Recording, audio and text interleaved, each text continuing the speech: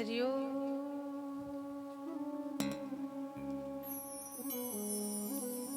श्री गणेशाय नमः। श्री सरस्वते नमः। श्री गुरुभ्यो नमः। श्री नारदादि भागवतेभ्यो नमः।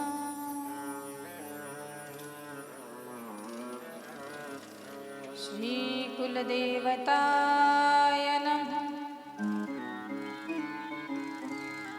श्री ग्रामदेवताय नमः।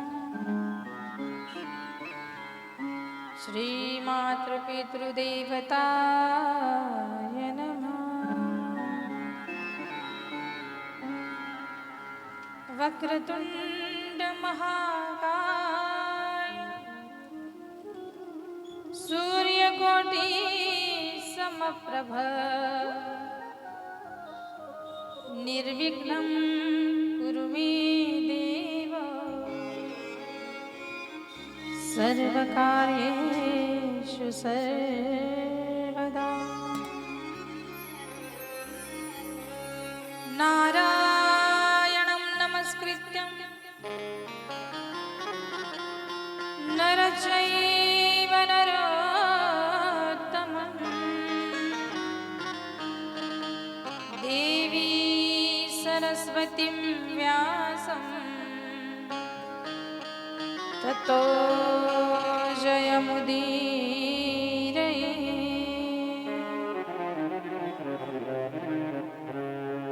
गुरुर्ब्रह्मा गुरुर्विष्णु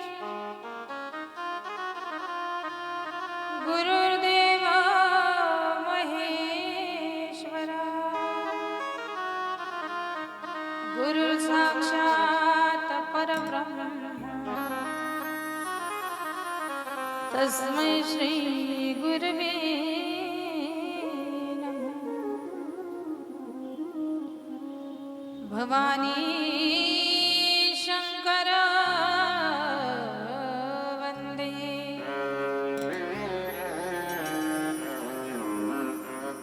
श्रद्धा विश्वासरूपिणा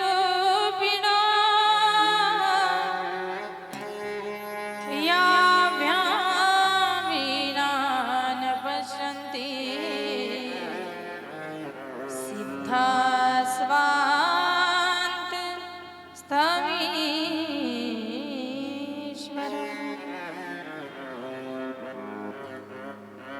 या देवी सर्वभूतेषु शक्तिरूपेण संस्थिता नमस्तस्यै नमस्तस्यै नमस्तस्यै नमो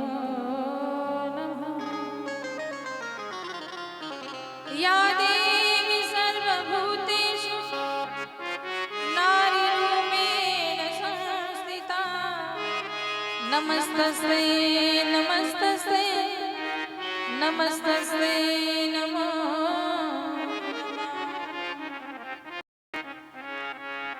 सर्वमङ्गलमाङ्गल्ये शिवे सर्वार्थसाधिके शरण्ये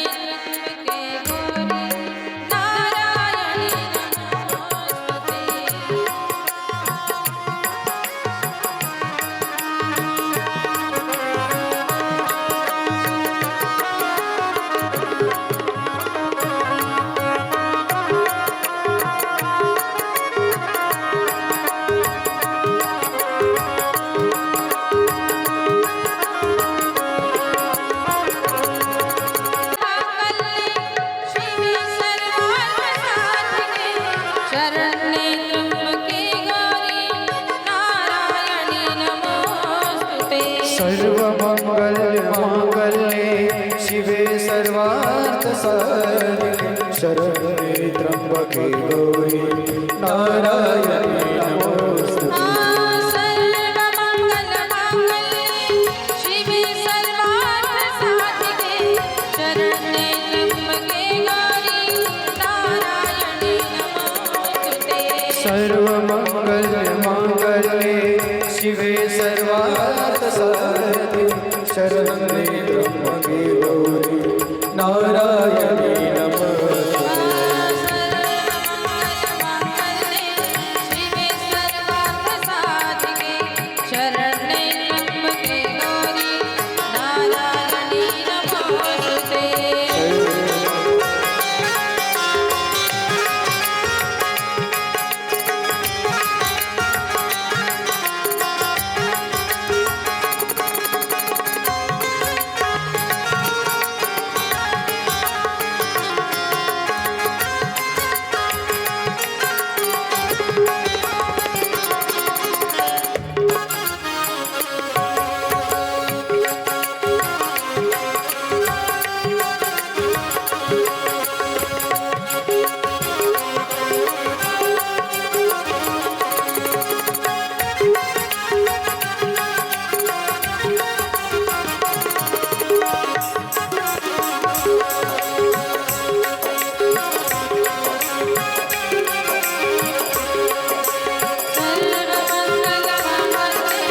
शिवे सर्वार्थसाधिके शरण्ये त्र्यंबके गौरी नारायणी नमोस्तुते सर्वमङ्गलमाङ्गल्ये शिवे सर्वार्थसाधिके शरण्ये त्र्यंबके गौरी नारायणी नमोस्तुते सर्वमङ्गलमाङ्गल्ये शिवे सर्वार्थसाधिके शरण्ये त्र्यंबके गौरी नारायणी नमोस्तुते सर्वमङ्गलमाङ्गल्ये शिवे सर्वार्थसाधिके शरण्ये त्र्यंबके गौरी नारायणी नमोस्तुते सर्वमङ्गलमाङ्गल्ये शिवे सर्वार्थसाधिके शरण्ये त्र्यंबके गौरी नारायणी नमोस्तुते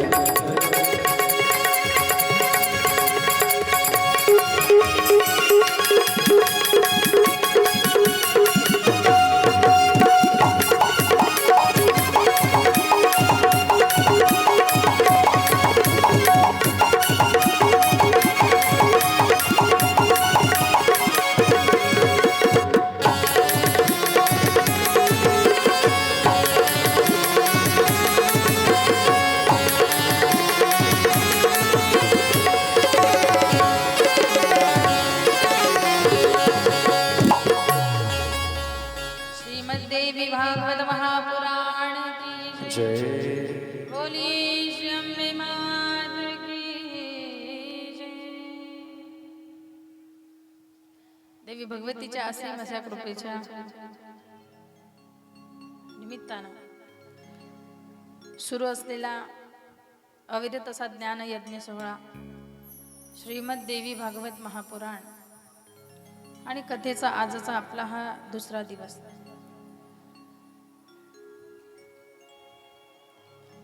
सुंदर पवित्र आणि प्रसन्न अशा वातावरणामध्ये सुरू असलेला आपला हा ज्ञानयज्ञ सोहळा.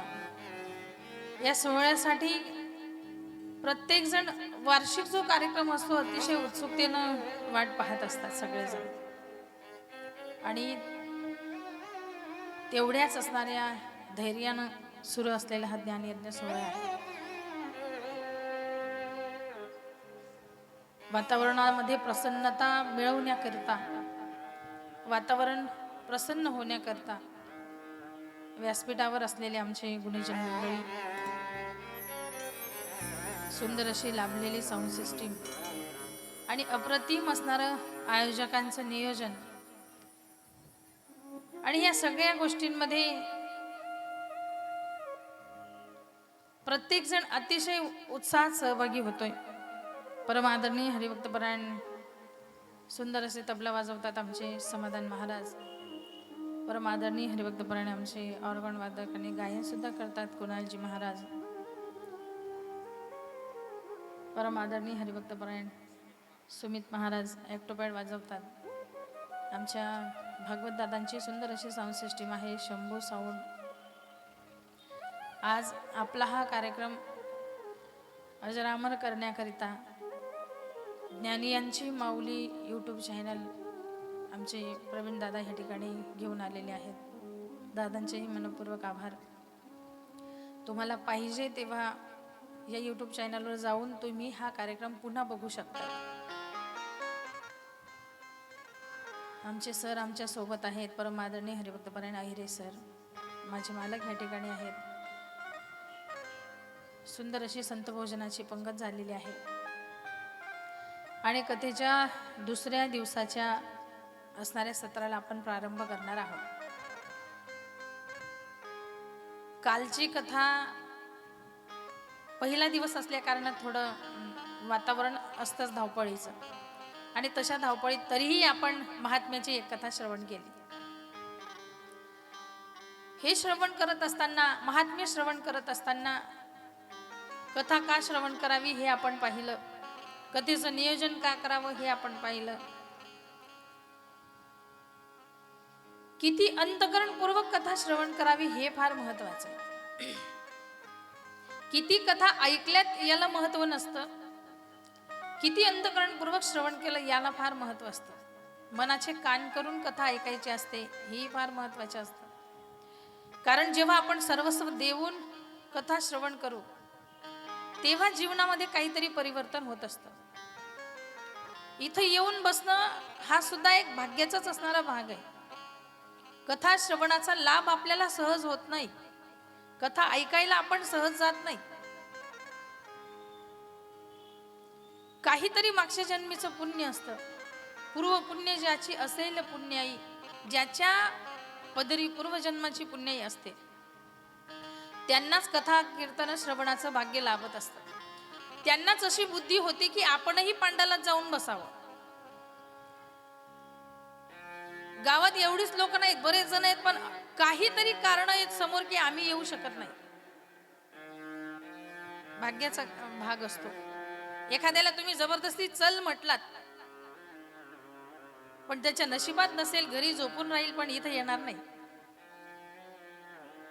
काहींच्या भाग्यात आहे, वेळ आहे त्यांच्याकडे, आता संध्याकाळची वेळ मोकळी आहे त्यांच्यासाठी, आता काही कामं नाहीयेत, पण तरी सुद्धा कुणी म्हटलं ना आपण पांडालात जाऊन बसू तर ते म्हणतील नको, मी इथंच बरं आहे. तिकडे मोबाईल मध्ये बोट घालत बसतील पण इथं पांडालात येणार नाही, कथा श्रवण करणार नाही, कारण भाग्यात नाही.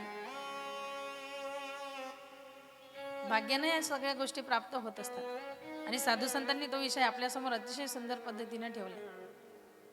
तुम्ही सहज इथं येऊन बसलेला नाहीयेत. माऊली महाराष्ट्र ज्ञानोबराय सांगतात, तयाच्या वाचे पुढे भोजे नाम नाचत असे माझे, ऐसे सहस्र जन्म ओळखीचे एक वेळ मुखाशी यावया.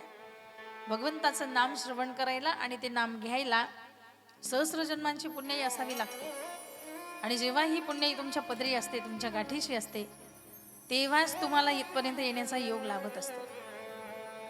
कथेमध्ये सहकार्य करणे, सहकार्य काय असतं, सटाया टाकण्यापासून उचलण्यापर्यंत, हा जो परिसर आहे हा परिसर झाडण्यापर्यंत हे सगळं सहकार्य, हे सुद्धा भाग्याचीच असणारी गोष्ट असते. जे कथा करताय, ज्यांच्या मनात आलंय आपल्याला हा कार्यक्रम करायचा आहे, त्यांना सपोर्ट करणं, त्यांना पाठिंबा देणं, ही सुद्धा भाग्याचीच गोष्ट आहे. मोठ्या मनानं त्यांना सांगायचं, तन मन धनानं जे काही सहकार्य तुम्हाला पाहिजे असेल ते सहकार्य मी करू शकतो. तुम्हाला ज्याची गरज असेल त्या पद्धतीने तुम्ही माझ्याकडे मागणी करा. हे सांगायला सुद्धा मनाचा मोठेपणाही लागतो आणि भाग्यही लागतं.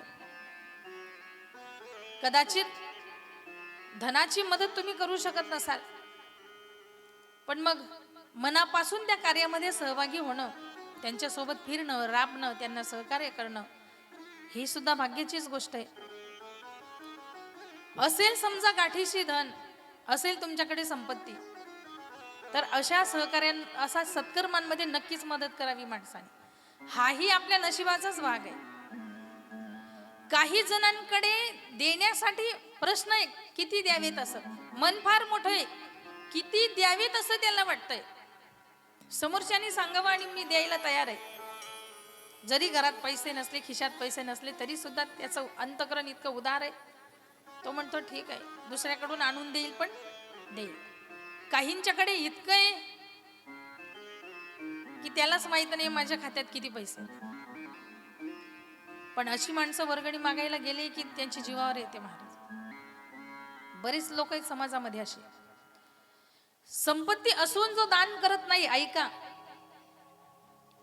शास्त्र असं सांगतं, संपत्ती असून जो दान करत नाही, गरीब असून जो कष्ट करत नाही आणि नरदेह मिळून सुद्धा जो भजन करत नाही, अशा माणसांना जगण्याचा सुद्धा अधिकार नाही. परत एकदा सांगते, श्रीमंत असून जो दान करत नाही, गरीब असून जो कष्ट करत नाही, नरदेह मिळून सुद्धा जो भजन करत नाही, त्याला जगण्याचाच अधिकार नाही. आता याला काय करावं मग? शास्त्र सांगतो म्हणे त्याला त्याच्या वजनाच्या दुप्पट दगड त्याच्या कमरेला बांधायचा. ऐका बरं, ऐकण्यासारखी गोष्ट आहे. त्याच्या कमरेच्या वजनाच्या दुप्पट इतका दगड त्याच्या कमरेला बांधायचा आणि कुठे न्यायचं? समुद्र जाण बुडवावे, समुद्रात बुडवून द्यायचं म्हणे त्याला. जगण्याचा अधिकारच नाही.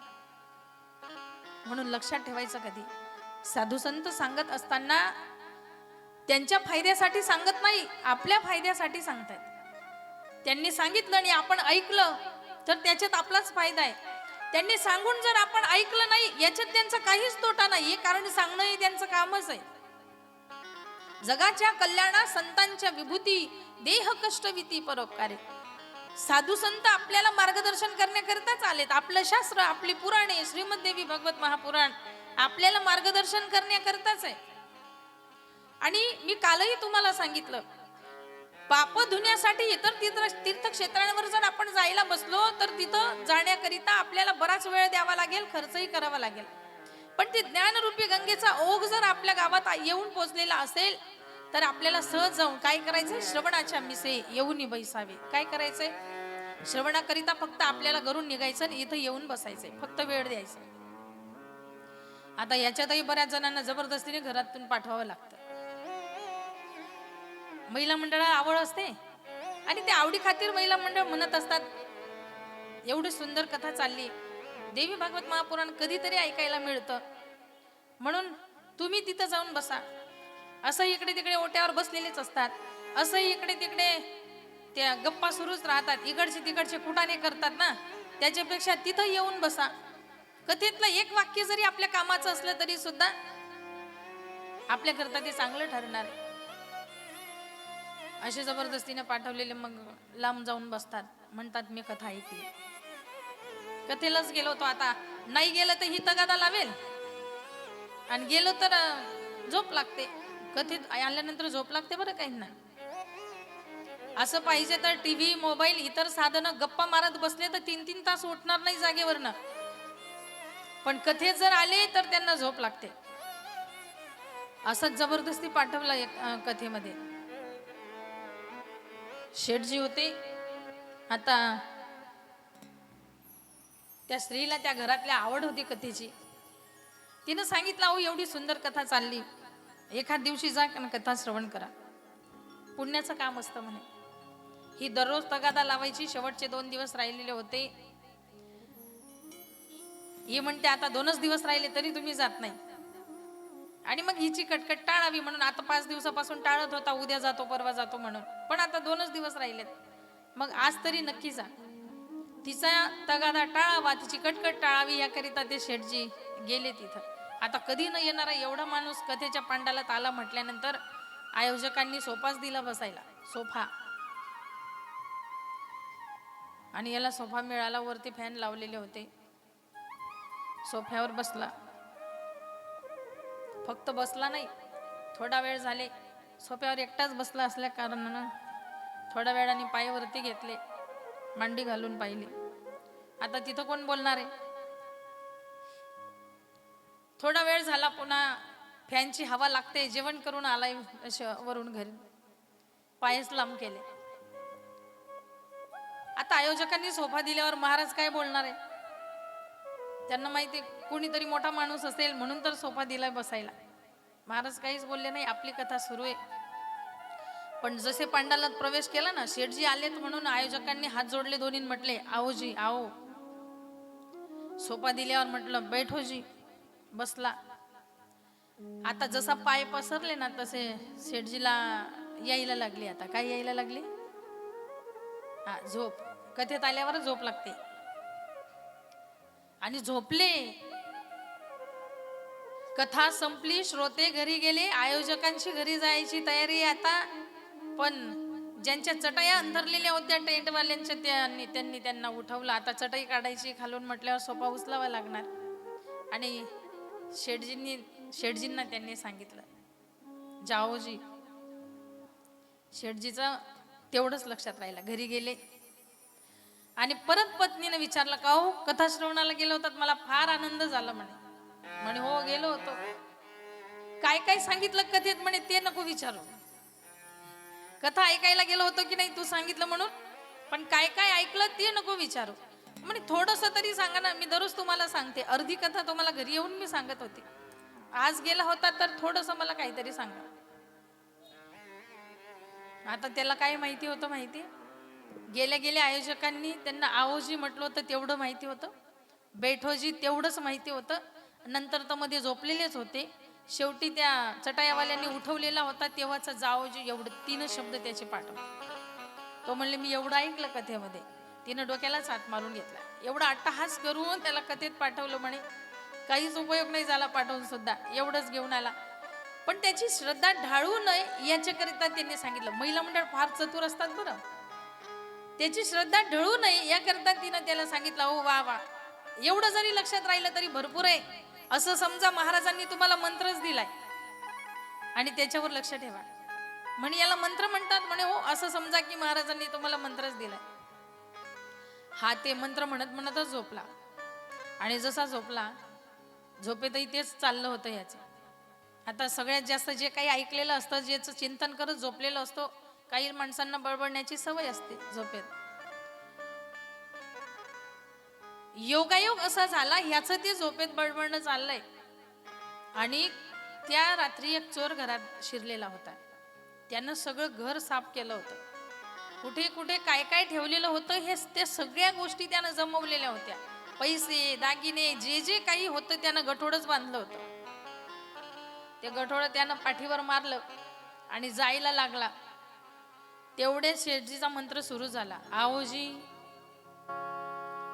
चालता चालता थांबलाच जागेवर. आओजी म्हटल्यानंतर शेठजीला जाग आहे आणि त्यांनी आपल्याला ओळखलेलं दिसतंय. तो पडायच्या तयारीत आहे. तोपर्यंत शेठजीने पुढचा शब्द उच्चारला, पुढचा मंत्र, बैठोजी. म्हणे बापरे, बसायला पण सांगता येत. आता बसवून तरी काय करणार आहे मला. म्हणून त्यानं म्हटलं आता इथून पळून जाणंच बरं राहील. तोपर्यंत शेठजीनी तिसरा मंत्र उच्चारला, जाओजी. म्हणे बापरे, शेठजीला आपल्या मनातलं कळतंय की काय.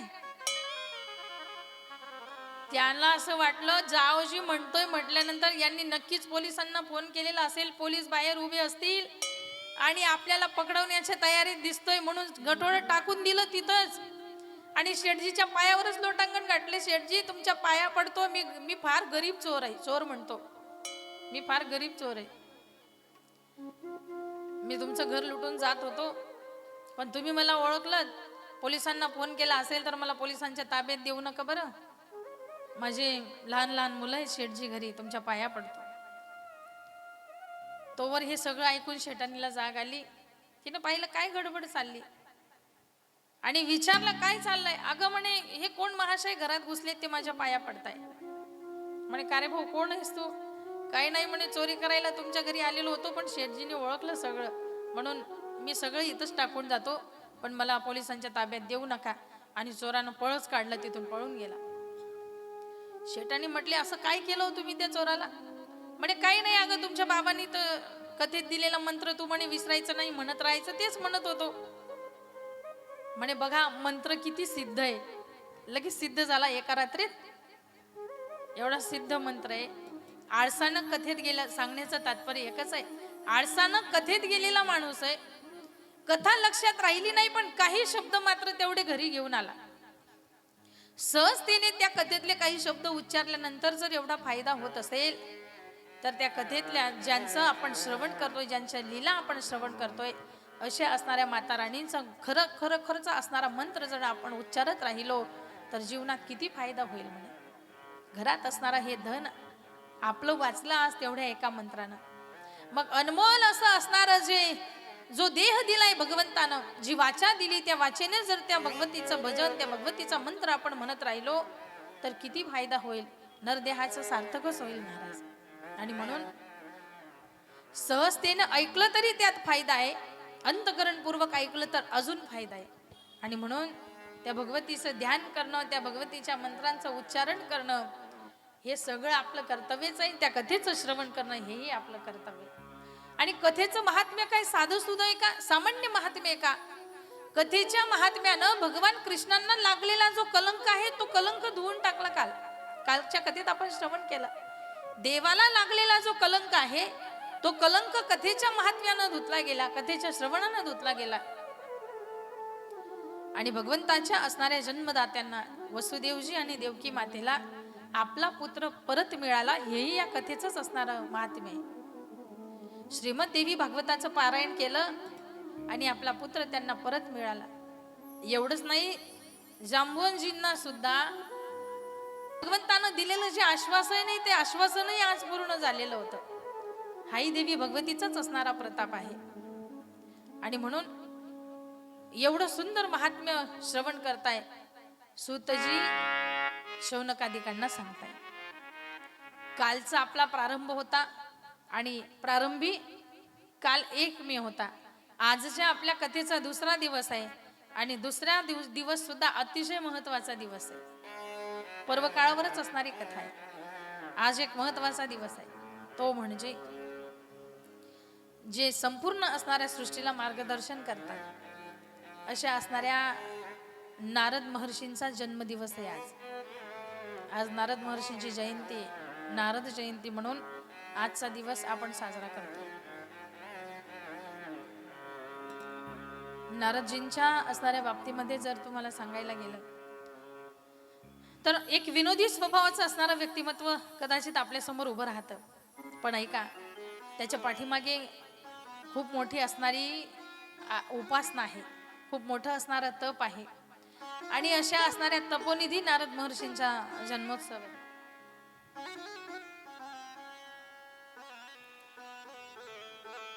तिन्ही असणाऱ्या काळामध्ये त्रिखंडामध्ये जे सहजतेने संचार करू शकतात असे असणारे नारद महर्षी आहे. देवांना काही अडचण आली तर त्या देवांनाही मार्गदर्शन नारद महर्षी करू शकतात. दैत्यांना काही अडचण असली तर त्या दैत्यांना सुद्धा मार्गदर्शन नारद महर्षी करू शकतात. काही माणसांचं असं असतं, काही देवांचं सुद्धा असं आहे, वैशिष्ट्यपूर्ण जागा आहेत, ते फक्त देवांशी वार्तालाप करू शकतात. दैत्यांच्या मध्ये जाण्याची हिंमत त्यांच्यात नाहीये. कितीही शूरवीर असले तरी सुद्धा, त्यांच्याकडे किती आयुधे असली तरी सुद्धा दैत्यांच्या छावणीत ते जाऊ शकत नाही, दैत्यांच्या महालात ते राजदरबारात जाऊ शकत नाही. पण नारद महर्षी असे आहेत, एखाद्याला काही प्रॉब्लेम झाला, बरं देवांनी त्यांना सांगावं आणि यांनी दैत्याकडे परामर्श घेऊन जायचं आणि तिथं गेल्यानंतर बिघडलेली कामं बनवायची, असा नारद महर्षींचा स्वभाव आहे. म्हणजे दोन्हीच्या मध्ये अतिशय मनसोक्तपणे संचार करू शकणारे नारद महर्षी आहेत. देवांनाही आपले जवळचे वाटावेत असे नारद महर्षी आहेत आणि कधी कधी दैत्यांनाही आपल्या जवळचे वाटावेत असे नारद महर्षी आहेत. एखाद्यावर संकट आलं, देवकी माता आणि वसुदेवजी चिंतेत आहेत, मूर्छित होऊन पडतायत, आपला पुत्र आपल्याला प्राप्त कधी होईल या चिंतेमध्ये चिंताग्रस्त असताना, डोक्याला हात लावून बसलेले असताना त्यांनाही आठवण झाली नारद महर्षींची. आणि नारद महर्षींनी तिथं जाऊन त्यांना मार्गदर्शन केलं आणि मग मात्र भगवान गोपाल कृष्ण पुन्हा आपल्या स्वगृही परत आले. अजून सांगते, नारद महर्षी वाल्मिकीजींचे गुरु आहेत, ज्यांनी रामायणासारखा सुंदर असा ग्रंथ लिहिला. त्यांचे गुरु सुद्धा नारद महर्षी असतात. नारद महर्षी एका अर्थानं श्री वेदव्यासजींचे सुद्धा गुरुच आहेत. त्यांनाही मार्गदर्शन श्रीमद भागवतातही ती कथा आलेली आहे. व्यासांचा असंतोष दूर करून नारद महर्षींनी श्रीमद भागवताची रचना करण्याचे संकेत व्यासजींना दिले. व्यासजींचेही गुरु नारद महर्षीच आहेत. आणि म्हणून अशा अनेक प्रकारे या जगाला अज्ञानाच्या अंधकारातून बाहेर काढणारे ते म्हणजेच नारद महर्षी. आणि अशा नारद महर्षींचं आगमन आपल्यात होणार आहे. त्यांचं आवडीचं असणारं जे नाम आहे त्या नामाचं स्मरण आपण करू आणि नारद महर्षींचं स्वागत करू.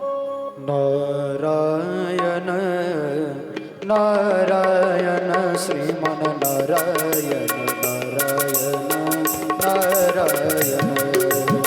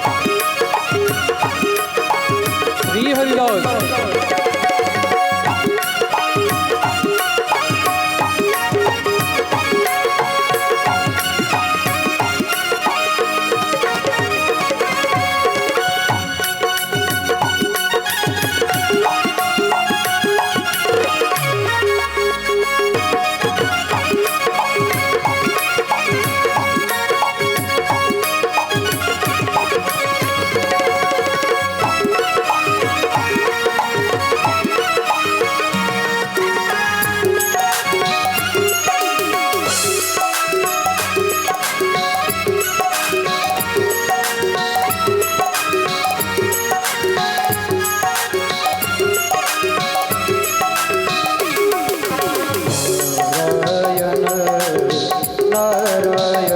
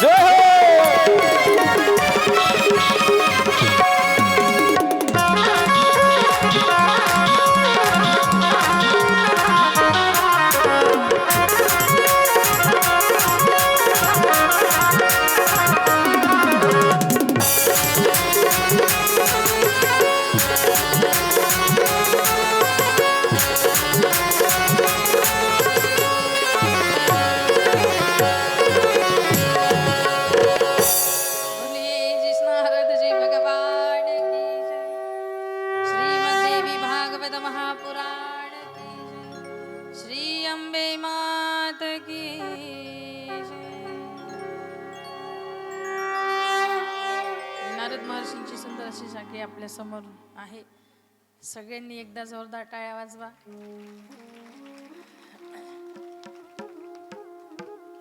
नारद महर्षींची ही सुंदर असं स्वरूप आपल्या समोर आलंय. आमचे भूषण महाराज यांनी ही सुंदर अशी साखळी तयार केलेली आहे. नारद मुनींचा जिथे जिथे संचार असतो तिथलं वातावरण अतिशय मंगलमय होऊन जातं. त्या वातावरणातला असणारा जो ताण आहे तो सहज निरसून जातो. कारण हे सगळ्या प्रश्नांची उत्तरं सोबतच घेऊन फिरतात. नारद महर्षी ही शंका दूर करू शकत नाही असं होणारच नाही.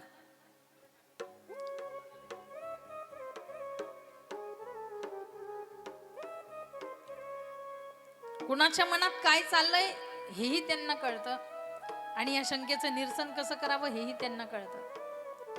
कंस मामाच्या मनामध्ये भाव निर्माण झाला होता करुणेचा. एवढीशी असणारी लहान मुलं म्हणे एकेका दिवसाची, हे आपल्याला काय मारणार आहे? एवढ्या कवळ्या बालकांना मारून आपल्याला काय मिळणार आहे? म्हणून सोडून द्यायच्या तयारीत होते कंस मामा. पण देवांना काळजी पडली, आता ह्याला कोण समजावणार आहे? राक्षस पुण्य करायला लागल्यावर मग कसं होणार आपलं? आपल्याला तर आपलं इंद्रासन सोडावंच लागणार आहे. आणि त्याच्या पापाचा घडा भरायचा होता यांना, म्हणून नारद महर्षींना पाठवलं. पुण्य सारावया आले देव ऋषी, वधी बालकासे ठेवू नको. बरं, ह्यांचं देवच ऐकत होते असं काही नाही, राक्षसही ऐकत होते त्यांचं. कंस मामाला सांगितलं पहिला बनून येऊ शकतो ना आठवाही बनून येऊ शकतो, कारण समजावण्याची युक्ती लागते ना. शब्दप्रभू असावं तसे शब्दप्रभू आहेत नारद महर्षी. त्यांनी ज्या पद्धतीनं समजावलं, समोरच्याला कुठल्या भाषेत समजावणार आहे तो तसा त्या भाषेमध्ये हे समजावतात आणि समोरचा समजतो. दैत्य असला तरी सुद्धा कंस मामाला कळालं काय सांगायचंय त्यांना. आणि कंस मामानं पहिल्यापासून तर 6व्या क्रमांकापर्यंत एकही ठेवला नाही. वधी बालकाशी ठेवू नको नारद महर्षींनी सांगितलंय म्हटल्यानंतर ठेवण्याचं कामच नाही आणि पापात भर पडली. आणि असे असणारे तिन्ही त्रिखंडामध्ये मुक्तपणे संचार करणाऱ्या नारद महर्षींचा सुंदर असा हा जयंतीचा दिवस आणि ह्या पर्व काळात आता इथेही अनेकदा नारद महर्षींचीच मध्यस्थी आहे. कोणाला काही सुचत नसल्यावर नारद महर्षी तिथं येणार आहे. पुढे व्यासजींची कथा आहे, शुकमुनींचा जन्म आहे. प्रत्येक वेळेला वारंवार जिथं तणाव असा वातावरणात निर्माण झालाय, त्या तणावातून त्या वातावरणामध्ये फ्रेशनेस आणण्याचं जे काम आहे ते काम नारद महर्षीच करतात. चिंता दूर करण्याचं काम नारद महर्षी करतात. आणि म्हणून ऋषींच्या महर्षींच्या मुनींच्या सानिध्यामध्ये राहिलं की सगळे तणाव दूर होत जातात. श्रीमद भगवतामध्ये भक्ती मातेचं असणारं जे संकट आहे त्या संकटाचं निवारणही नारद महर्षींनीच केलं होतं. नारद महर्षींच्याकडे पाहिल्यानंतरच त्यांना बरं वाटलं. आज आपण ज्या तणावामध्ये आहोत, ज्या संकटात आपण आहोत, या संकटाचं निवारण साधूच करू शकतात. आणि असा विचार मनात आल्यावर नारद महर्षींची भेट झाली. आणि भक्तिमातेच्या मुखातला श्लोक आहे, भो भो साधो क्षणं तिष्ठं मच्चिंतामपि नाशयम् दर्शनं तव लोकस्य सर्वथा गहरं परम. भक्तिमातेला हायसं वाटलं होतं नारद महर्षींच्याकडे पाहिल्यानंतर. साधो क्षणभरच थांबा, तुमची संगती जी आहे ती क्षणभर महत्वाची आहे. क्षणभर जरी संतांची संगत झाली तरी सुद्धा आपलं जे जीवन आहे ते तणावमुक्त होऊन जातं. म्हणून क्षणभर का होईना तुम्ही इथं थांबा. काय होतं क्षणभर तुमची संगत केल्यानंतर? तर भक्तिमाता सांगते, सर्व ताप हरम परम. सर्व असणारे जे ताप असतात म्हणे, त्या तापाचं हरण होत असतं आणि जीवनात आनंद प्राप्त होतो. म्हणून तुम्ही क्षणभर का होईना थांबा. संतन के संग लाग रे तेरी अच्छी बनेगी. संतन के संग लाग रे तेरी अच्छी बनेगी. संतन के संग लाग रे तेरी अच्छी बनेगी. संतन के संग लाग रे तेरी अच्छी बनेगी. संतन के संग लाग रे तेरी अच्छी बनेगी. संतन के संग लाग रे तेरी अच्छी बनेगी. संतन के संग लाग रे तेरी अच्छी बनेगी. संतन के संग लाग रे तेरी अच्छी बनेगी. अच्छी बनेगी तेरी बिगड़ी बनेगी. अच्छी बनेगी तेरी बिगड़ी बनेगी. अच्छी बनेगी तेरी बिगड़ी बनेगी. अच्छी बनेगी तेरी बिगड़ी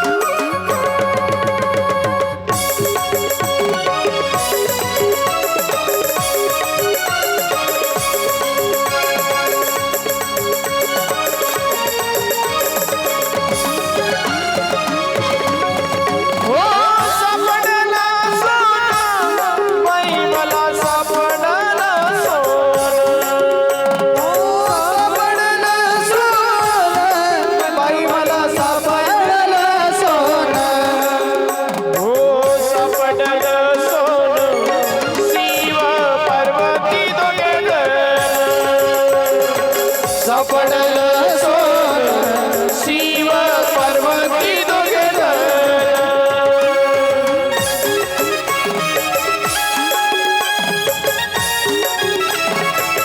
जय भोले.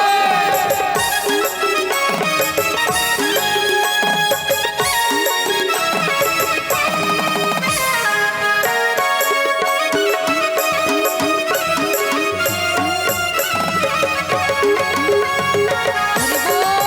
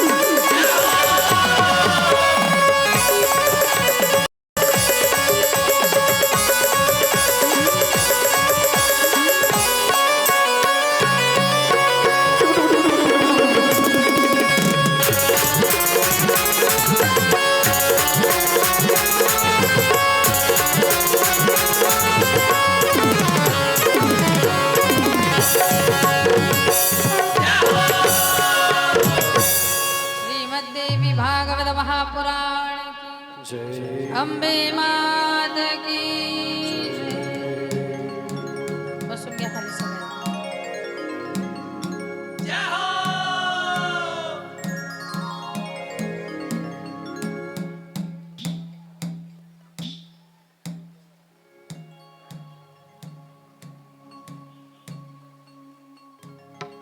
इथं मिळणारा जो आनंद आहे तो बाहेर कुठंच मिळत नाही. तुम्ही म्हणाल इथं मिळणारा आनंद काय, बाहेर डीजे वाजू द्या असे नाचतो आम्ही, इथं तर काहीच नाही नाचलो म्हण. इथं काहीच पावल्या नाही खेळलो आम्ही. डीजे वाजला की अशी तुरतुरी येते शेवटच्या पासून तर इथपर्यंत असं आवरावं लागतं म्हणे आम्हाला. बरोबर आहे का? नाही ना. तिथं पेक्षा इथं नाचलेलं चांगलं असतं. कथेत जर पावल्या खेळल्या तर आपले गुडघे दुखत नाही. ज्यांचे दुखत असतील त्यांचे पण चांगले होतात. उपाय आहे, ज्यांचे गुडघे दुखत असतील त्यांनी कथेत पावल्या खेळायच्या. डीजेत नाचलं की कान बधीर होतात, 2 दिवस काहीच नाही सुचत. इथं तसं काहीच नाही होणार. इथं उलट आलेलं दुखणं निघून जाईल. देवी भागवताचं महात्म्यच ते. तुमच्या जीवनात जे जे काही संकट असतील, दुःखे असतील, काळजी चिंता जे काही असेल, आजारपण असेल, मी काल सांगितलं तुम्हाला, चेतूक भूताटकी अंगात असणं, हे सगळ्या गोष्टी निघून जातात. कशाने? फक्त देवी भागवताच्या वाचनाने आणि पठनाने, श्रवणाने.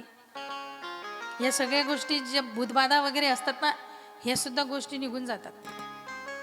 अंतकरणाचं कान करून ऐकायला फार महत्व आहे. एकाग्र चित्ताने ऐकायला महत्व आहे. नभान्न पारायणाचं महात्म्य आहे. आणि म्हणून ज्यांनी ज्यांनी हे असं शुद्ध अंतकरणानं उदार मनाने श्रवण केलं, ह्याचे सांगितलेली प्रत्येक क्रिया उदार अंतकरणानं होत गेली तर आपल्याला त्याचा फायदा होतो. सूतजींना शौनकादिक ऋषीमुनी प्रश्न विचारतायत नैमिषारण्यामध्ये, महाराज एवढं महात्म्य त्या भगवतीचं असेल तर ही कथा अजून कुणी कुणी श्रवण केली आम्हाला सांगाल? त्यावेळेला सूतजी सांगतात, सामान्य असणाऱ्या माणसांना देवी भगवताच्या श्रवणाची लालसा असेलच, पण एकदा अगस्ती मुनींना सुद्धा अशी लालसा उत्पन्न झाली की आपण श्रीमद देवी भागवताचं महात्म्य श्रवण करावं, देवी भागवत श्रवण करावं. मग कोण असं असेल जे आपल्याला तंतोतंत सांगू शकेल? आणि म्हणून आठवण झाली स्कंदांची, कार्तिक स्वामींची, जे देवी भगवतीचे पुत्र आहेत. म्हणून देवी भगवतीचं महात्म्य जेवढे कार्तिक स्वामी आपल्याला सांगू शकतील तेवढं कुणीच सांगू शकत नाही. म्हणून त्यांच्याकडे गेले. एकटे नाही गेले, माता लोपमुद्राला सुद्धा सोबत घेऊन गेले. कथा श्रवणासाठी एकट्यानं जाण्यापेक्षा परिवारातली जोडली गेली तर शेजारांनी जोडल्या गेल्या तर गल्लीतल्या जोडल्या गेल्या तर परिसरातल्या, अशा एकाला एक जोडून मग आपल्यासोबत घेऊन जायचं. आपल्यालाही श्रवणाचं पुण्य मिळतं, त्यांच्याही वाटेचं काही आपल्याला मिळतं. आपण त्यांना आणलंय ना इथं, हे पुण्याचंच काम आहे महाराज.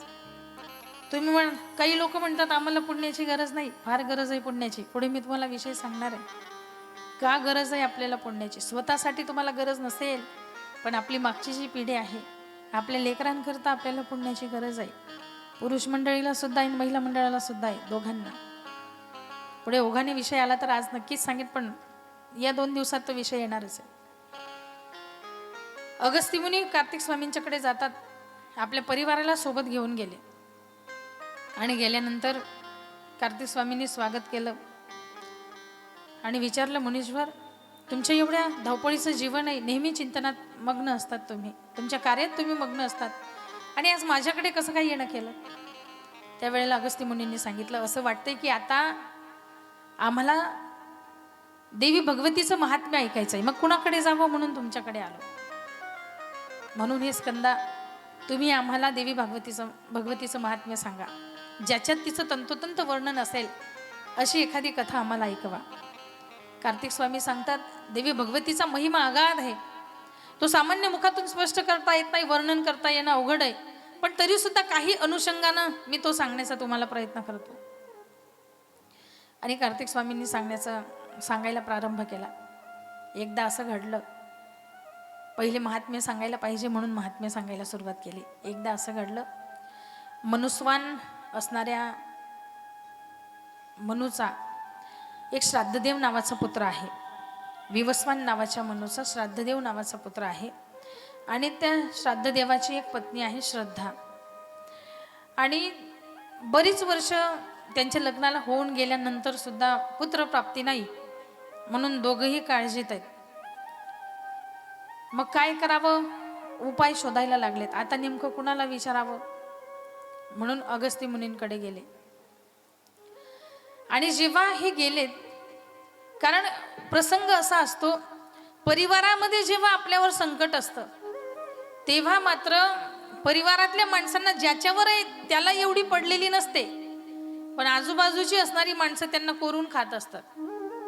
सतत प्रश्न विचारतात, एवढी वर्ष लग्नाला झाली, अजून काहीच नाही का, पाळणा हल्ला नाही का, मग काही उपाययोजना केल्या नाही का, लोक तगादा लावतायत.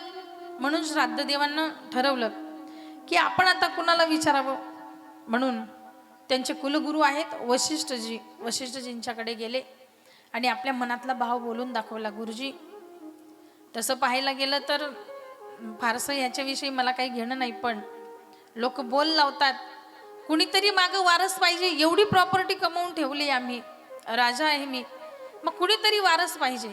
प्रत्येकाच्या मनात विषय असतोच, एवढी प्रॉपर्टी आपल्याकडे, एवढं सगळं कमावून ठेवलंय, कुणीतरी वारस पाहिजे. जीवनात शेवटी माणसाला हा जो असणारा मनात असणारं हे शल्य आहे, ते शल्य माणसाला साधं मरूही देत नाही चांगल्या पद्धतीनं. चिंतेतच ती माणसं अशी जात असतात.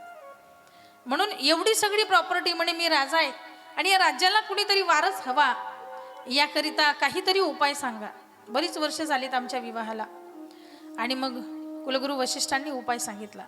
सूर्यवंशातील राजा आहे, सूर्यवंशातील राजांना पुत्रप्राप्तीसाठी यज्ञच करावी लागली. वशिष्ठांनी उपाययोजना सांगितली. काय करावं लागेल, म्हणे यज्ञ करावा लागेल याकरिता.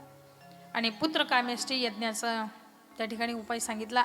राजानं त्वरित उपायाला त्या सुरुवात केली, त्वरित तयारी केली. यज्ञाचा आरंभ होणार आहे म्हणून वशिष्ठजींच्या असणाऱ्या पुरोहितांना, काही जे त्यांचे होते त्यांना बोलवलं आणि यज्ञाला प्रारंभ झाला. पूर्णाहुती झाली. अग्निदेवता यज्ञ भगवंताच्या रूपानं त्या ठिकाणी प्रगट झाले. हातात प्रसाद आहे, प्रसाद कुलगुरू वशिष्ठांच्या हाती दिला. वशिष्ठांनी तो श्राद्धदेवाच्या हातात दिला आणि सांगितलं आपल्या पत्नीला हा प्रसाद सेवन करायला सांगा. श्राद्धदेवानं श्रद्धेच्या हाती तो दिला. श्रद्धेनं प्रसाद खाल्ला, श्रद्धेनं प्रसाद ग्रहण केला. यज्ञही तेवढ्या श्रद्धेनं झाला होता. पुत्र व्हावा याकरता यज्ञाला सुरुवात झालेली आहे, पण श्रद्धेला आवड आहे मुलगीची, मला मुलगी व्हावी असं तिला वाटतंय. दोन मतं असतात, एकाला वाटतं मुलगा व्हावा, एकाला वाटते मुलगी व्हावी. तशी राजाला असं वाटतं राज्याला वारस हवा, मुलगा व्हायला पाहिजे, म्हणून यज्ञ चाललाय. आणि त्या श्रद्धा देवीला असं वाटलं की आपल्याला मुलगी पाहिजे, म्हणून ते जे पुरोहित होते यज्ञात आहुती टाकणारे, त्या पुरोहिताच्या कानात सांगितलं, बाबा मुलगी होईल अशी उपाययोजना करा, मला मुलीची आवड आहे. आणि त्यांनी तसा मंत्र म्हटला सुद्धा. कालांतरानं मुलगी झाली. राजापर्यंत गोष्ट गेली, श्राद्धदेवापर्यंत. श्राद्धदेव म्हणतो शक्यच नाही, मी मुलगा होण्याकरिता यज्ञ केलाय आणि मुलगी कशी झाली. वशिष्ठजींना बोलवणं पाठवलं. म्हणे गुरुजी, माझा यज्ञ फेल गेला, तुमचा यज्ञ फेल गेला, माझा नाही. यज्ञ कुणासाठी केला होता, पुत्राची प्राप्ती व्हावी म्हणून तुमच्यावर भार घातला, विश्वास घातला आणि मुलगी झाली, कसं होऊ शकतं. वशिष्ठजी सांगतात तुमच्यात काहीतरी चूक झाली असेल, माझा यज्ञ फेल जाऊ शकत नाही. मी तर पूर्ण शास्त्र जसं सांगतं त्या पद्धतीनेच यज्ञ केलाय. मग असं कसं झालं, म्हणून जे आहुती टाकणारे मंत्र म्हणणारे जे पुरोहित होते त्यांनाही बोलावणं पाठवलं आणि त्यांना विचारलं का हो, मंत्रोच्चारात काही चूक केली का. कारण पुत्रकामेष्टी यज्ञ होता, मुलगा व्हावा म्हणून यज्ञ केलेला होता आणि इथं तर मुलगी झाली, कसं झालं. आणि मग तेव्हा त्यांनी सांगितलं मंत्रातही बदल नाही झाला किंवा आपल्याकडून कुठलीही चूक झाली नाही, हा दोष आपला नाहीये. श्रद्धा देवीनं सांगितलं होतं की मुलगी हवी, अशी काहीतरी मंत्रयोजना करा आणि आम्ही तसा मंत्र म्हटला. समोरच्याची जशी अपेक्षा असते तसंच म्हणणार आहेत. त्यांना त्यांची अपेक्षा विचारायची, पुत्र हवा की पुत्री, म्हणून आम्ही तसं मंत्रयोजना केली आणि म्हणून मुलगी झाली. वशिष्ठांनी सांगितलं, राजन, ही आमची चूक नाहीये ना पुरोहितांची चूक आहे. श्रद्धा देवीला मुलगी पाहिजे होती, तिने तशी मंत्रयोजना करायला सांगितली आणि मंत्रयोजना तशी झाली, मंत्रोच्चार तसा झाला आणि म्हणून मुलगी झाली. राजानं पुरोहितांकडे पाहिलं. दक्षिणा श्रद्धा देवीनं दिली की मी दिली? तुम्हाला दक्षिणा कोणी दिली? मी दिली. ऐकलं कुणाचं? श्रद्धा देवीचं. मला तर वारस हवा. मग आता कसं करणार? वशिष्ठजी म्हणतात, वशिष्ठजी श्रीहरींचे भक्त आहेत, म्हणून श्रीहरींचं आव्हान केलं, देवा माझ्या चुकीनं झालंय कदाचित, माय मिस्टेक, म्हणून कृपा करा माझ्यावर आणि काहीतरी तुम्हीच आता उपाययोजना करा. कारण श्रीहरी असे देव आहेत, ज्यांनी त्यांची भक्ती केली त्यांना माहिती आहे. आणि श्रीहरींनी कृपा केली, मुलीचा मुलगा झाला. आता हे कसं घडलं हे डोकं लावत बसू नका. देव आहेत, अनंत कोटी ब्रह्मांड नायक आहे, चतुरातु शिरोमणी, गुण लावण्याची कानी, मुकुट सकाळमणी, धन्य तुझी विठोबा. थोड्या थोड्या असणाऱ्या गोष्टी जे शिकतात ते कधी टोपीतून रुमाल काढतात, कधी कबूतर काढतात, पाहिलंय ना? हात चालले की का असे ना, पण आपण जादू म्हणतो ना त्याला. मग थोडं थोडं ज्ञान शिकलेली माणसं अशी जादू करू शकतात. जगाचा मालक काहीतरी जादू करू शकतोच की नाही? सगळी सत्ता ज्याच्या हातात आहे ते थोडीफार करू शकतात. तसं ह्याला मुलगा पाहिजे होता, म्हणून वशिष्ठजींचं ऐकलं आणि हिला नाव ठेवलं होतं मुलीचं. मुलीचा मुलगा झाला. हा चमत्कार तेव्हाच नाही घडला. माऊली महाराष्ट्र ज्ञानोबरांचं चरित्र माहिती असेल कदाचित तुम्हाला. त्यांनी सुद्धा एकदा मुलीचा मुलगा केलाय आणि म्हणून स्वामी समर्थांच्याही चरित्रात एक चमत्कार असा आहे. आणि तेव्हा त्या मुलीचा मुलगा झाला, मुलात रूपांतर झालं. हिला नाव ठेवलं होतं. आता काय नाव ठेवायचं? सुद्युम्न असं नाव त्या मुलाचं ठेवलं. वाढत गेला, तरुण वयामध्ये आला. एक दिवस अचानक लहर आली, घोड्यावर बसायचं आणि आपण वनात जायचं. आपले सहकारी घेतले 100-200 असायलाच पाहिजे की नाही? गल्लीतले असणारे मित्र जरी जमवले तरी 5-50 जमतात. मग तो राजाचा मुलगा आहे, 100-200 असे वीर सहकारी घेतले आणि घोड्यावर बसून अरण्यात गेले. अरण्यात प्रवेश झाला. घोड्यांवर गेलेले होते ना, अरण्यात जसा प्रवेश झाला, सगळे असणाऱ्या मुलांच्या मुली झाल्या. घोडे नेलेले होते, त्यांच्या घोड्या झाल्या. काय चमत्कार झाला! सगळेजण एकमेकांच्याकडे पाहतात, अरे येताना काही सेकंदात असं होऊ शकतं. काय झालं नेमकं? पुन्हा तक्रार गेली वशिष्ठांकडे. आता काय करायचं?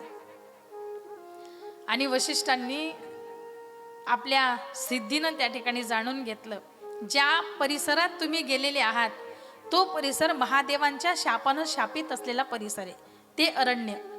का शाप दिला महादेवांनी? ज्या वेळेला ते शिव पार्वती दोघंही एकांतात होते, अशा वेळेला शौनकादी मुनी दर्शनासाठी जातात आणि गेल्यानंतर पार्वती देवी लाजल्या. ते शौनकादी मुनी निघून गेले दर्शन करून, पण पार्वती देवीनं मात्र महादेवांना दारेवर धरलं. सगळ्यांच्या समोर नाही बोलत आपण, पण एकट्याच सापडल्यात सोडत. हो म्हणताय, इमानदार आहेत. आपण सगळ्यांच्या देखत नाही बोलू शकत त्यांना. इथं चुकले तर इथं दातवट नाही खाऊ शकत त्यांच्यावर, पण घरी नेल्यावर कार्यक्रमच आहे आणि ते त्यांना पण चांगलं माहिती. जे निघून गेले मुनी त्या दर्शन करून, पण नंतर मात्र महादेवांना सांगतात, हे असले भक्त आहेत तुमचे? काहीच म्हणजे रोक नाही, टोक नाही, बेरोकटोक येतात, टकटक नाही, काही नाही, आत येऊ का काहीच म्हणत नाही. डायरेक्ट एंट्री करतात, दर्शन घेतात आणि असे निघून जातात. कसं वाटतं ते? त्या रुसल्यास महादेवांशी बोलणंच बंद केलं. असं नाही चालणार म्हणे, काहीतरी उपाययोजना करा. आता महादेव म्हणतात, ते माझे भक्त आहेत, ते कधी येतील आणि माझं दर्शन घेतील, हा त्यांचा अधिकार आहे. ते मला आपलं मानतात म्हणून आव जाव घर तुम्हारा आहे, मी त्यांना नाही रोखू शकत. पार्वती देवी एक नाही दोन नाही काहीच बोलत नाही. मग त्यांना समजवावं या हेतूने, त्यांचा रुसवा जावा ह्या हेतूने महादेव म्हणतात, तुम्हाला राग आहे ना आमच्यावर, तर ऐका. ज्या परिसरात हे घडलं, ह्या परिसरामध्ये जो कोणी पुरुष येईल त्या पुरुषाची स्त्री होईल, असा शाप दिला. मग तुमच्या सख्या असतील, स्त्रिया असतील, लाजण्याची काही गरज नाही. म्हणून या परिसरात जे कोणी येईल ते त्या स्त्रिया होतील असा शाप त्या वेळेला दिलेला होता. वशिष्ठजींनी सांगितलं हा त्याचा परिणाम आहे. मग आता काय करायचं? परत श्रीहरींना पाचारण केलं, परत आव्हान केलं श्रीहरींचं. श्रीहरी म्हणतात आता ही गोष्ट आपल्या हातातली नाहीये, हा वरून आलेला मेसेज आहे, आपण ह्याला काहीच नाही करू शकत, तुम्हाला आता वरती अर्ज करावा लागेल. वशिष्ठजी सांगतात ठीक आहे, मग आता करावंच लागणार आहे. वशिष्ठ मुनींनी श्रीहरींची आज्ञा घेतली, कारण जे एकनिष्ठ भक्त असतात ना ते एकाच देवाची भक्ती करत असतात. म्हणून श्रीहरींच्या आज्ञेनं भगवान महादेवांना कसं प्रसन्न करावं, श्रीहरी सांगतात फार सोपं आहे, थोडीशी स्तुती करायची, भगवान महादेव प्रसन्न होतात. आणि वशिष्ठ मुनी स्तुती केली भगवान महादेवांची. शंकर तेरी जटा से बहती है गंगाधारा, शंकर तेरी जटा से बहती है गंगाधारा, शंकर तेरी जटा से बहती है गंगाधारा, शंकर तेरी जटा से शंकर तेरी जटा से बहती है गंगाधारा, शंकर तेरी जटा से बहती है गंगाधारा, शंकर तेरी जटा से बहती है गंगाधारा, शंकर तेरी जटा से बहती है गंगाधारा.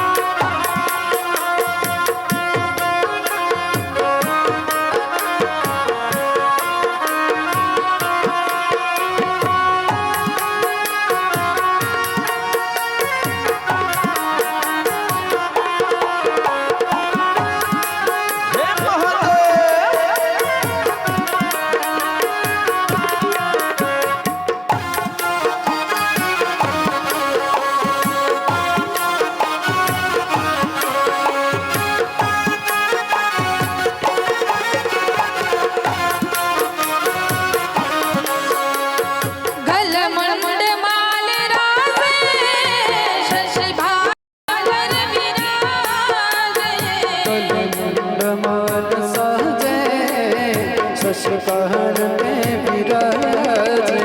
घलमंड माल राजे, शशिभाकर विराजे, कलमुंडमान साजे, शशिकाहन में विराजे. हे डमरू निनाद बाजे, डमरू निनाद बाजे, कर में त्रिशूल भारा, शंकर तेरी जटा से, ओ भोले तेरी जटा से बहती है गंगाधारा, शंकर तेरी जटा से. वशिष्ठजी भगवान महादेवांची स्तुती करतायत अतिशय गोड आणि मोठी अशा शब्दामध्ये. आता अशा असणाऱ्या स्तुतीने भगवान महादेव प्रसन्न नाही झाले तर नवलच आहे. वर्णन करता एकेका असणाऱ्या भगवान महादेवांच्या शृंगाराचं. रिक्तीन तेज राशी, कटिबंध नागभाषी,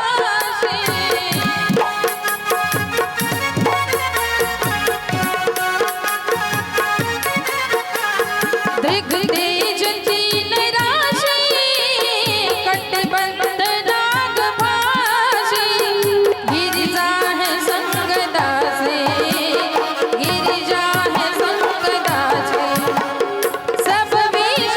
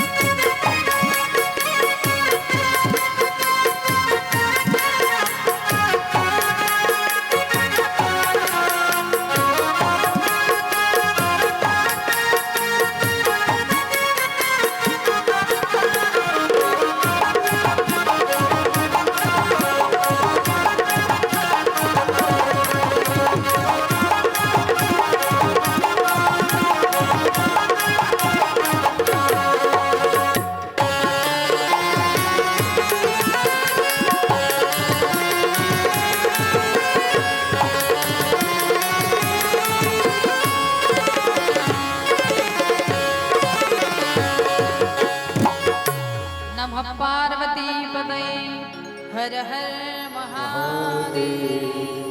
बोलिए श्री अंबे मात की जय। वशिष्ठजींनी श्री महादेवांची अशी सुंदर स्तुती केली आणि महादेव प्रसन्न झाले। एवढ्या स्तुतीनं महादेव प्रसन्न नाही होणार का? प्रसन्न झाले। वशिष्ठजींना सांगितलं कशाकरिता पाचारण केलं? श्रीहरींच्या सांगण्यावरून आम्ही तुमची उपासना करतोय, काय प्रॉब्लेम झाला? आणि वशिष्ठ मुनींनी सांगितलं, पहिला मुलासाठी यज्ञ केला, मुलगी झाली, मुलीचा मुलगा झाला, आता पुन्हा मुलाचा मुलगी झाली, काय करायचं? आणि त्यांना तर मुलगी हवी। महादेव सांगतात तुम्ही माझी एवढी स्तुती केली, उपासना केली, तर ऐका, मुलगी जरी झालेली असली तरी आता ही मुलगी 1 महिनाभर मुलगी राहील आणि 1 महिनाभर मुलगा राहील। मी तुम्हाला सरळ असं वरदान देऊ शकत नाही की मुलीचा मुलगाच राहील म्हणून, स्त्रीचा पुरुषच राहील असं वरदान नाही देऊ शकत। वशिष्ठजींनी डोक्यालाच हात मारून घेतला, 1 महिना मुलगी, 1 महिना स्त्री आणि 1 महिना पुरुष, कसं बरं? असं कसं जमेल? म्हणे नाही शक्य होत। आणि मग मात्र हे असेच स्त्री रूपामध्ये त्या अरण्यामध्ये भटकत राहिले। बुध तिला त्या ठिकाणी मिळाला। ही कथा पुढे येणार आहे म्हणून सांगत नाही, आपली कथा इथं विराम घेणार आहे। चंद्राचा असणारा पुत्र बुधासोबत संगती झाली, पुरुरवा नावाचा पुत्रही त्यांना झालाय। आणि काही दिवसानंतर तिच्या डोक्यात आलं, आपण राजकुमार आहोत आणि इथं जंगलात स्त्री रूपामध्ये काय करतोय?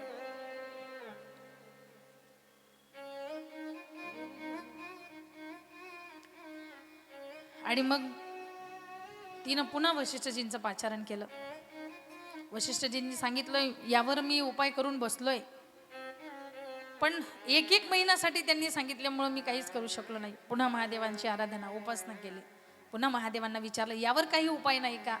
महादेव सांगतात, मी काहीच करू शकत नाही, पण गिरिजेच्या मतानुसार हे सगळं घडलंय, म्हणजे पार्वती मातेच्या मतानुसार घडलंय। तिच्या मनातला राग जावा ह्याकरिता मी त्या वनाला शाप दिलेला होता, म्हणून आता तुम्ही तिची उपासना करा, शक्तीची उपासना करा, म्हणजे ती तुम्हाला यातून काहीतरी मार्ग सांगेल। आणि वशिष्ठ मुनींनी पार्वती मातेची म्हणजे देवी भगवतीची उपासना केली। आणि त्या उपासनेनंतर देवी भगवती वशिष्ठजींना प्रसन्न झाली। वशिष्ठजींनी आपला प्रॉब्लेम सांगितला, माते असं आहे, तुमच्यापासून काहीही लपलेलं नाहीये, म्हणून आता ह्यावर तुम्हीच उपाय सांगा, काय करावं? त्यावेळेला देवी भगवतीनं सांगितलं, त्या इलेला जी स्त्री झाली पुरुषाची, नवान्न असणारं देवी भागवताचं पारायण तिला करायला सांगा। आणि जेव्हा एकाग्र चित्तानं ह्या पारायणाचं ती श्रवण करेल, या कथेचं ती श्रवण करेल, तेव्हा मात्र नेहमी करता ती मूळ रूपामध्ये येईल, म्हणजे पुरुषाच्या रूपामध्ये ती येईल। आणि वशिष्ठ मुनींनी त्यांच्याच आश्रमामध्ये इलेला बोलवलं आणि त्या ठिकाणी देवी भागवताचं नवान्न पारायण केलं। 9 दिवसापर्यंत देवी भागवताचं पारायण त्या इलेनं श्रवण केलं आणि पूर्णाहुतीच्या वेळी चमत्कार झाला। देवी भगवती प्रसन्न होऊन त्या इलेला आशीर्वाद दिला, सांगितलं की तू नेहमीसाठी आता सुद्युम्न म्हणून ह्या ठिकाणी राज्य करणार आहेस। आणि अशा असणाऱ्या ह्या देवी भगवतीचं महात्म्य अगस्त्य मुनींना कार्तिक स्वामी सांगताय। तिकडे नैमिषारण्यामध्ये सुतजी मुनीजनांना सांगताय आणि इकडे स्कंद म्हणजे कार्तिक स्वामी, अगस्त्य मुनी आणि लोपामुद्रा मातेला सांगताय। अजून ह्यापेक्षा काही कथा श्रवण करायचे असतील तर मी तुम्हाला ते नक्कीच सांगणार आहे, असं कार्तिक स्वामी अगस्त्य मुनींना सांगतात। पण देवी भगवतीच्या असणाऱ्या कृपेने असाध्य असणाऱ्या, अशक्य असणाऱ्या ज्या गोष्टी आहेत त्या गोष्टी शक्य होऊ शकतात। म्हणून ज्यांच्या जीवनामध्ये खरंच संकटे असतील, चिंता असतील, त्या सर्व असणाऱ्या चिंता, ती सर्व असणारी संकटे इथं येऊन देवी भगवतीवर सोपवा आणि सांगा, आई आम्ही सामान्य असणारी बालकं आहोत, आमच्या हातात काहीच नाहीये, या जगाचा करता करविता सगळी असणारी जी शक्ती आहे ती सगळं तुझ्याच हातात आहे। श्रीहरींना पालन करण्याची शक्ती तू देऊ शकतेस, ब्रह्मजींना सृजन करण्याची शक्ती तू देऊ शकतेस, महादेवांना लयाची शक्ती तू देऊ शकतेस। मग आमच्या जीवनात असणारी जी संकटे आहेत ते तुझ्याकरिता फार थोडी असणारी संकट आहेत आणि म्हणून या संकटांचं निवारण व्हावं याकरिता या संकटाचा सर्वस्वी भार आम्ही तुमच्यावर घातलाय आणि फक्त एक निरागस असणारं बालक म्हणून तुमच्या कथेच्या श्रवणाकरिता या ठिकाणी येऊन बसलो। म्हणून जसा जसा फायदा श्रवणकर्त्यांना ह्या ग्रंथात होतोय तसा त्याच्यापेक्षा थोडा कमी झाला तरी चालेल, पण आमच्या संकटाचं हे देवी माते निवारण कर. म्हणून देवी भगवतीला साकडं घालायचं. देवी भगवती कृपानिधी आहे, ती आपल्या भक्तावरचं संकट नक्कीच दूर करणार आहे. आणि म्हणून या देवी भगवतीच्या या चरित्राचं श्रवण केल्यानंतर आपल्या जीवनातील संकटे आणि व्यथा दूर होतात, असं अगस्ती मुनींना कार्तिक स्वामींनी सांगितलं.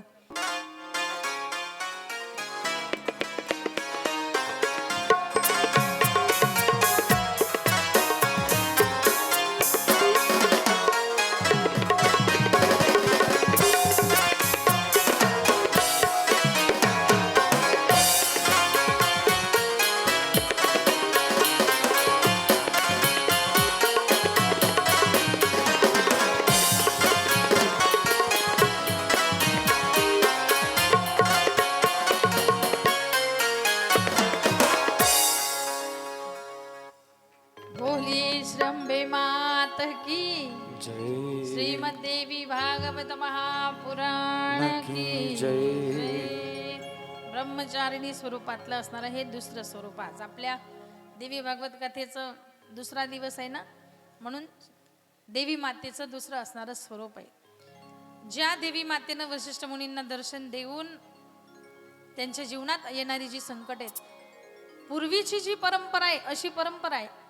समजा आपल्या शिष्याला दुःख झालं असेल, शिष्य संकटात असेल, तर त्याच्यावरच्या संकटाचं निवारण करण्याकरिता आपले सद्गुरू, आपले कुलगुरू जी असतील, ते कुलगुरू स्वतः तपश्चर्या करायचे, स्वतः भगवंताची उपासना करायचे आणि माझ्या शिष्याला या संकटातून बाहेर काढा म्हणून प्रार्थना करायचे. आणि म्हणून देव लवकर प्रसन्न व्हायचे. आताही कदाचित उपासना करत असू आपण, आताही कदाचित चिंतन करत असू, तपश्चर्या नावाचा विषय नाहीये कलियुगामध्ये. कारण इथं भगवंताच्या काही थोड्या वेळाच्या भजनानं त्याची प्राप्ती होते, असं वरदान आहे ना कलियुगाला. यत् फलम नास्ति तपसा न योगेन समाधिनान तत्फलम लभते सम्यम कलौ केशव कीर्तनात.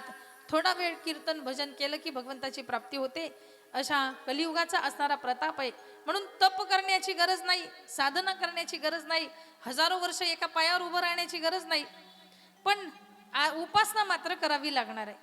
तेव्हाची जी उपासना होती जगाच्या कल्याणासाठी होत होती आणि आताची उपासना स्वतःच्या स्वार्थासाठी आहे. म्हणून कदाचित देव तेवढ्या लवकर प्रसन्न होत नाही आणि आपल्याला लगेच वरदान मागून घे म्हणून म्हणत नाही. कारण कलियुगातल्या माणसाचं काय सांगता येतं काय वरदान मागून घेतील ते. लिस्टच तयार आहे. सामान्यपणे मंदिरात जातात तरी यादी घेऊनच जातात लोक. देवाकडे काय काय मागायचं ही यादीच असते त्यांच्याकडे. मंदिरात सहज जात नाही लोक, देवाचं दर्शन घ्यावं म्हणून जात नाही, देवाचे आभार मानावेत म्हणून कधीतरी मंदिरात जात जा. पण आपलं तसं नाही. काहीतरी संकटे असतील जीवनामध्ये येणारी, आता सगळीकडे मागून थकलोय, या संकटाचं निराकरण करणारं कुणीच नाहीये, आणि मग शेवटचा उपाय म्हणून आपण मंदिराकडे जातो आणि त्या भगवंताला साकडं घालतो, देवा आता तुझ्याशिवाय कोणीच नाही. सगळ्यांकडे फिरून आल्यावर, तसं तर संकट आल्यावर पहिले भगवंताकडे जायचं. संकट आल्यावर शेजाऱ्या पाजाऱ्याला सांगायचं नसतं, संकट आल्यावर शेजारणीला सांगायचं नसतं, मैत्रिणीला सांगायचं नसतं. कारण या जगातल्या माणसांकडे जर तुम्ही आपल्या जीवनातील संकट बोलत राहिले, सांगत राहिले, तर ही माणसं तुमचा गैरफायदा घेतील. याचं नेहमीचंच आहे म्हणतात. आणि अजून एक ऐका, मी नेहमी सांगत असते, परत एकदा सांगते, जगातली माणसं तुमच्या जीवनात असणारी जी दुःखी असतात ते हसून विचारून घेतील तुम्हाला. तुम्ही सांगत असताना तुमच्या डोळ्यात अश्रू येतील, कारण प्रसंग तुमच्यावर ओढवलेला असतो. म्हणून तो प्रसंग सांगत असताना तुमच्या डोळ्यात पाणी येईल. तुम्ही आत्मीयतेनं ते समोरच्याकडे बोलून दाखवतात आणि तुम्ही जेव्हा ते बोलतात ना तेव्हा तो तुम्हाला रडूही लागेल, त्याच्याही डोळ्यात पाणी येईल कदाचित. पण जेव्हा तुम्ही त्याच्याजवळ उठून जाल तेव्हा मात्र दुसऱ्याला सांगत असताना तोच प्रसंग तो हसून सांगेल, मीठ मसाला लावून सांगेल. आणि तो त्याला सांगेल, फार ताठवाण्यानं चालत होता गल्लीमध्ये, माणसाला माणूस म्हणत नव्हता, बरं झालं याच्यासोबत असंच घडायला पाहिजे होतं. म्हणून आपली दुःखे जगाला सांगू नका, आपल्यावर असणारी संकटे जगाच्या समोर अजिबात मांडू नका, आपली जखम उघडी करून जगाला दाखवूच नका. कारण ते ह्याच्यावर उपाय शोधणार नाहीयेत, उलट ती जखम त्यांच्याकडे दाखवल्यानंतर वाढणारच आहे. ते मलम तर लावणारच नाहीत, पण हातात मीठ मसाला मीठ मिरची घेऊनच फिरणार, ते तुमच्या जखमेवर टाकल्याशिवाय राहणार नाही. आणि आपण याच्याकडे का सांगितलं, ह्या गोष्टीचा एक दिवस तुम्हाला पश्चाताप होईल. म्हणून आपल्यावर आलेली जी संकटे आहेत ती आपल्या आराध्यालाच सांगा अगोदर. जे कुणी असेल, तुम्ही सद्गुरू पूजन करत असाल, तुमच्या सद्गुरूंना सांगा. तुम्हाला तुम्ही महादेवाचे भक्त असाल, महादेवांना सांगा. तुम्ही श्रीहरींचे भक्त असाल, ते संकट त्या श्रीहरीला सांगा. कारण त्या संकटापेक्षा लहान नाही येते, त्या संकटाच्या पेक्षा खूप मोठे आहेत, अनंत पटीनं मोठं आपलं आराध्य आहे. आणि म्हणून त्या संकटाचा सहज नाश ते करू शकतात. आणि जे संकटाचा नाश करणार आहेत, जे आपल्याला संकटातून बाहेर काढणार आहेत, अशांच्या समोर आपल्यावर आलेलं संकट सांगा, अशांच्याच समोर वर्णन करा. कारण तो भगवंतच एकही या जो आपल्याला या दुःखातून बाहेर काढू शकतो. त्याचं नामच असं आहे की त्या नामानं मात्र आपल्याला या संकटातून मुक्ती मिळू शकते. संकटाची असणारी जी तीव्रता आहे, ती तीव्रता त्याच्या नामस्मरणात जाणवत नाही आपल्याला. अगस्त्य मुनींना परत एक कथा सांगितली स्कंदांनी. ऋत्वाक नावाचे मुनी आहेत, आणि असे असणारे मुनी विवाहबद्ध झाल्यानंतर पुत्राची प्राप्ती झाली. ब्राह्मण असा आहे, सगळी असणारी पूजा अर्चना शास्त्रोक्त पद्धतीनं करतात. देवाविषयी मनात अनन्य भाव आहे, फक्त भाव नाही, अनन्य भाव आहे. एवढा विश्वास आहे मनामध्ये की जे काही होतं ते सगळं माझ्या भगवंताच्या मर्जीनं. माझ्या जीवनात येणारी जी सुखदुःखे आहेत, ती सुखदुःखे फक्त आणि फक्त माझ्या देवाच्याच मर्जीनं होतात, एवढा विश्वास आहे. ऐका, कथेतून एक वाक्य घरी घेऊन जा. तुमच्या मनात विश्वास नसेल तर मंदिरात जाऊन काहीच उपयोग नाहीये. तुमच्या मनात विश्वास नसेल तर कथा ऐकून सुद्धा काहीच उपयोग नाहीये. परमार्थ करावा तो विश्वासानं. प्रपंच चालतो की नाही विश्वासावर, तसा परमार्थ सुद्धा करावा तो विश्वासानंच करावा. त्या देवावर विश्वास असेल तर मंदिरात जा, नाहीतर विनाकारण आपला वेळ वाया घालवू नका, त्यालाही संकटात टाकू नका. कथेबद्दल मनात काही शंका असेल, विश्वास नसेल, तर कथा श्रवणाचा काही फायदा होत नाही. म्हणून विश्वासपूर्वक परमार्थ करायचा असेल तर विश्वासपूर्वक करा. उपासना करायची असेल विश्वासपूर्वक करा. काय विश्वास असावा मनामध्ये, या जगात जे काही घडतंय माझ्या जीवनामध्ये सगळं माझ्या सद्गुरूची असणारी मर्जी आहे. सर्वस्वी भारत याच्यावर घाला, कुठलंच संकट तुम्हाला त्रास देणार नाही. म्हणून विश्वास ठेवणं फार महत्वाचं आहे. ऋत्वाक मुनींचा विश्वास आहे देवावर, माझा भगवंत काही वाईट करत नाही. आणि सरळ मार्गी जीवन जगतायत, अगदी कुठेही आडावेडा नाही, कुणाच्याही विषयी द्वेष नाहीये मनामध्ये, कुणाच्याही विषयी वैरभाव नाहीये, सगळं जग आपलंच आहे असं म्हणून मुनी विचरण करताय. आणि त्यांच्या पोटी पुत्र जन्माला आला. शास्त्रबद्ध पद्धतीनं त्या ठिकाणी त्याची मौंजही झाली, मौंजी बंधन करून झालं, जातकर्म संस्कार झाला. मुलगा जसा जसा हळूहळू वाढायला लागला तसं समृद्ध असणारं जे जीवन आहे ऋत्वाक मुनीचं, त्या जीवनामध्ये संकट येऊ लागली. सगळ्या सुखसोयी घरामध्ये एक एक निघून गेले, संपत्ती नाही राहिली, पैसा निघून गेला. तो मुलगा जसा वाढतोय तशी संकटही वाढतायत सोबत. ऋत्वाक मुनी विचार करताय, अरे एवढं सगळं चांगलं जीवन चाललेलं होतं, पुत्रप्राप्ती झाली, आनंद झाला, सगळं काही व्यवस्थित झालं, आणि हा जसा वाढतोय तशी संकटही वाढतंय जीवनामध्ये, काय झालं असेल नेमकं असं. तरीही देवावर पूर्ण विश्वास आहे. आपण कुणाचं वाईट केलं नाही, देव आपलं वाईट करणार नाही. पण पाणी जरा डोक्याच्या बाहेर गेलं, कारण हा मुलगा वाममार्गी झाला, वाईट मार्गाला लागला. ऋत्वाक मुनी विचार करताय, कुठल्या जन्माचं पाप असेल कदाचित माझं, ह्या जन्मी तर सगळं सरळ मार्गी जीवन चाललंय. बापाला सगळ्यात जास्त दुःख त्या दिवशी होतं महाराज, ज्या दिवशी आपला मुलगा वाम मार्गाला जातो. तो कष्टाने थकत नाही, तो श्रमाने थकत नाही.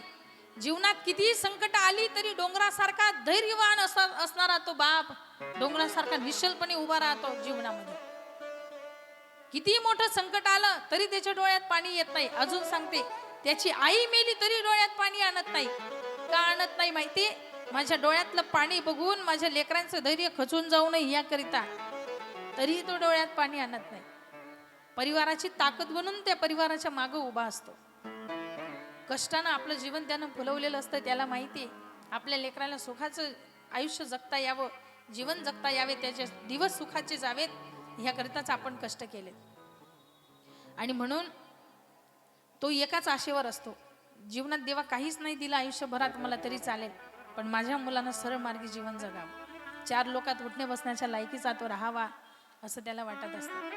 आणि त्या दिवसाची वाट पाहत तो त्या लेकराला वाढवत असतो. अनेक संकट झेलतो, ती संकट उरावर घेऊन त्या लेकराला तो वाढवत असतो. पण तो दिवस त्याच्याकरता फार महत्वाचा असतो ज्या दिवशी त्याच्या लेकराची चांगली बातमी त्याच्या कानावर पडावी. तो त्याच्या जीवनातला सगळ्यात आनंदाचा दिवस असतो. पण समजा या आशेत जर एखाद दिवशी वाईट बातमी त्याच्या कानावर पडली, तुमचा मुलगा वाममार्गी झालाय, तर त्या दिवशी त्या बापाचे हातपाय गलितगात्र होतात महाराज. डोंगरासारखा असणारा बाप थिजतो त्या दिवशी, त्याच्या अंगातली सगळी ताकद निघून जाते. तेव्हा कशासाठी केलंय म्हणून पश्चाताप होतो त्या सगळ्या जीवनाचा. त्याला त्या कष्टाचा असणारा पस्तावा येतो. त्याला काय केलंय मी आयुष्यभरात, काहीच कमाई नाही झाली. जरी त्याच्याकडे माड्या हवाल्या गाड्या सगळ्या असल्या तरी सुद्धा त्या बापाला असं वाटतं की आपण जीवनात काहीच नाही कमावलं. सगळ्यात दुःखद प्रसंग असतो त्या बापाच्या जीवनातला. कारण जे ऐश्वर्य दिसतंय उभं, ते सहज उभं नसतं केलेलं त्याने, फक्त तो व्यक्त होत नाही. महाराज तुमच्यासाठी मी काय केलंय हे तो बाप मात्र तोंडानं सांगत नाही. तो आपल्या मनात भरपूर मोठ्या मोठ्या असणाऱ्या अपेक्षा घेऊन जीवन जगत असतो. गरज एकच आहे, तो तोंडानं सांगत नाही ना, आपण त्याला समजून घेणं. त्याच्या अंतकरणात असणाऱ्या ज्या ज्या काही भावना असतील त्या भावना त्यानं न सांगता आपल्याला ओळखता येणं. आणि अशी संतती ज्या बापाच्या पोटी जन्माला आलेली असेल, तो बाप खरंच भाग्यवान असतो महाराज. आपल्या मनातलं ओळखणारा, माझ्या बापाला काय कसं जगून आनंद वाटतो, आपण कसं वागायला पाहिजे, त्याला आनंद वाटावा असं त्या बापाच्या आनंद करता जो मुलगा जीवन जगत असतो, त्या बापाच्या जीवनातला तो सगळ्यात सुखद क्षण असतो महाराज. बाप तुम्हाला तोंडानं सांगणार नाही मी तुमच्यासाठी काय केलंय, म्हणून आई सांगत असते. कदाचित आपण बोलून दाखवू, मी तुझ्यावर फार प्रेम करते, मी तुझ्याशिवाय बेटा एक दिवसही नाही राहू शकत, मी तुझा असणारा विरह सहन नाही करू शकत, डोळ्यात पाणी आणून आपण त्याला सांगू शकतो. ही कथा आज ह्या ठिकाणी विराम घेते. हा प्रसंग आपण उद्या बघूयात. आता दुर्गे दुर्घट भारी तुझविण संसारी, अनाथ नाथे अंबे करुणा विस्तारी, भारी भारी जन्म मरणाची भारी पडलो आता संकट निवारी. जय देवी जय देवी जय देवी महिषासुरमर्दिनी दैत्यासुरमर्दिनी सुरवरेश्वर वरदे तारक संजीवनी. जय देवी जय देवी.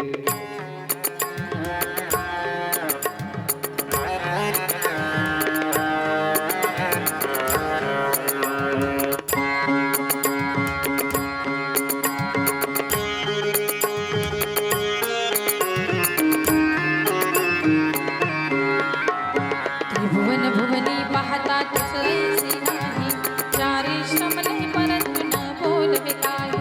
काही विवाद करिता पडले प्रवाही, ते तू भक्ता रागी पावसी नवलाही. जय देवी जय देवी जय देवी जय देवी महिषासुरमर्दिनी हो दैत्यासुरमर्दिनी, सुरवर ईश्वर वरदे तारक संजीवनी. जय देवी जय देवी.